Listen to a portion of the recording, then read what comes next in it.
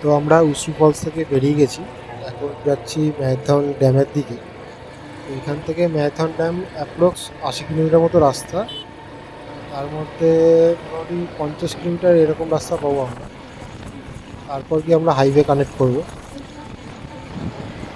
তো তোমাদেরকেও বলবো পারলে এখানে এসে একবার ভিজিট করে যাও, খুবই ভালো জায়গা। আর মনসুনে আরও বেশি ভালো লাগবে আমার মনে হয়। তাহলে এখন যাওয়া যাক আমাদের নেক্সট ডেস্টিনেশন ম্যাথন ড্যামের দিকে। আর এই সুন্দর রাস্তাটার এনজয় নিতে নিতে, রাইড করতে করতে আমরা এগিয়ে যাবো ম্যাথন ড্যামে। শুধু আমরা কি সবাই বন্ধু হতে পারি না? যত পুরনো অতীত ভুলে যেতে পারি না। জানি হতাশে দিনে সুপ্ত ছিল চেতনা, আসলে তুচ্ছ সে বিবাদ, অবদমিত বেদনা। শুধু আমরা কি সবাই বন্ধু হতে পারি না? যত পুরনো অতীত ভুলে যেতে পারি না।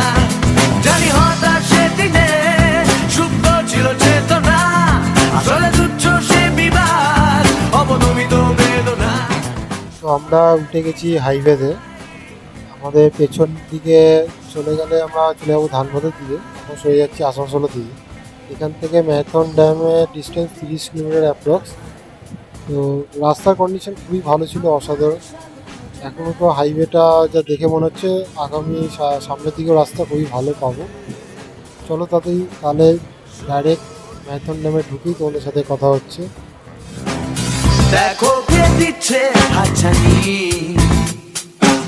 সামনে শুটিং আমি জানি,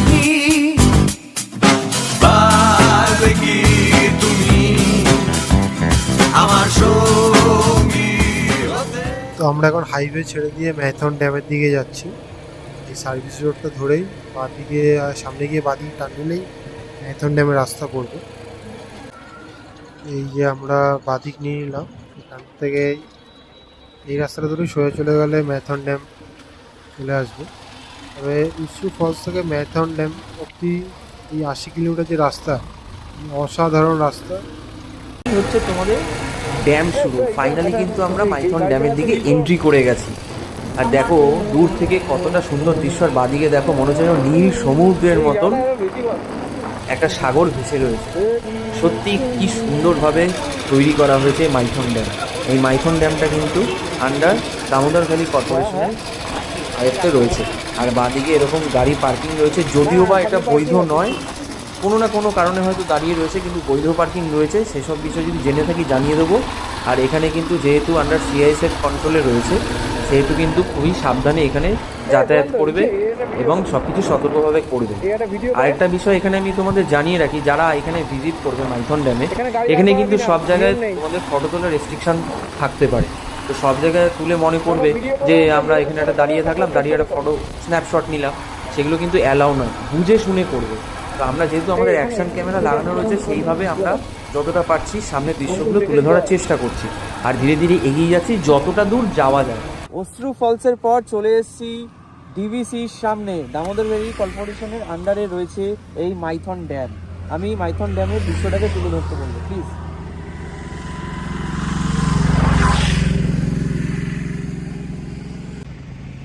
মানে অপূর্ব, মানে বলার কিছু নেই।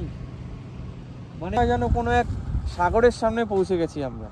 সিনারিওটা দেখে এরকমই মনে হচ্ছে।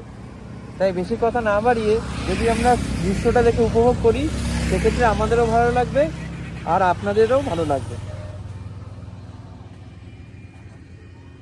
জীবনে যদি সুন্দর দৃশ্য উপভোগ করতে চাও, তাহলে বেশি কথা না ভাবে চলে আসো মাইথন ড্যামে। আমরা এখন রয়েছি এই মাইথন ড্যাম। আর মাইথন ড্যামের দৃশ্যটা তো যতটা পারছি তুলে ধরার চেষ্টা করছি।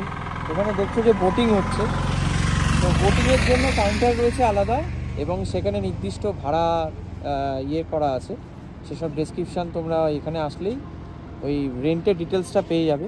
মানে পার হেড কত করে পড়ছে এবং বোট সিস্টেমে তারা কত করে নিচ্ছে, সমস্ত কিছু কাউন্টারে গেলেই জানতে পেরে যাবে। তো আমরা বোটিং আর করিনি, জাস্ট ওপর থেকে ভিউটা দেখলাম, তোমাদের কাছে তুলে ধরলাম। এবার কিন্তু আমরা এখন এখানে লাঞ্চটা করে ফেলবো, কারণ দুপুর অনেক গড়িয়ে গেল। চলো লাঞ্চটা করে ফেলি, বাকি কথা হবে আবার চলো।